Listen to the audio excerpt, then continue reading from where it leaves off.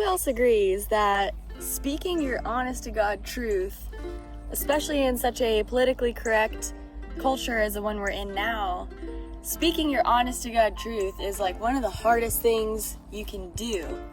Because any individual who's thinking for themselves is going to have thoughts or emotions that go against the common grain or what's labeled as acceptable by who? Who makes these rules, by the way?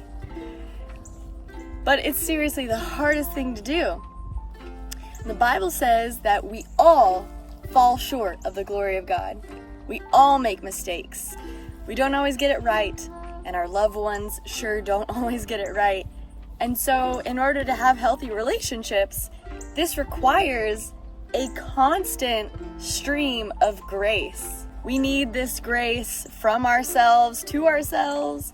We need this grace from ourselves to our family members and our friends. And we need it almost constantly because none of us are perfect. None of us are even close to perfect. And we're always gonna mess up. We're always gonna disappoint somebody. It's inevitable. No one is perfect. And that wouldn't be any fun anyway. If we were all perfect, that would be no fun.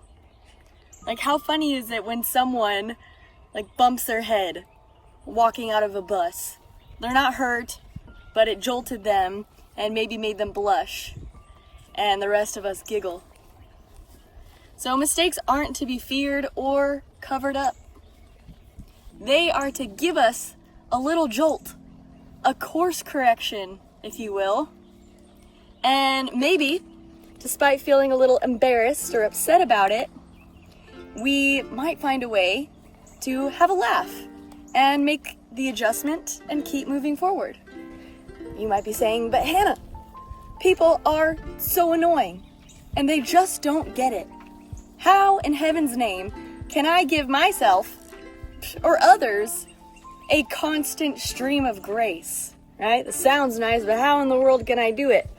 Well, I'm telling you today that we are able to do this because of the grace that God gives us in every moment through Christ's spirit of resurrection that remains a constant in the unseen world. Because of God's fiery love for us, we, through Christ, can be resurrected in every new moment and be reconciled with God and feel His peace in our hearts. True soul level peace. And this unending grace permeates our past, our present, and our future, and is available to you now, 2 seconds from now, and 2 years from now. In fact, it transcends time and space and means that you are totally covered through all of your course corrections. But of course, we have a choice. And we don't have to receive this forgiveness or this grace. We have a choice to hang on to bitterness and anger and jealousy, lust and pride. We can hold on to that if we want. But we also have a choice to surrender it to the one who has already forgiven it.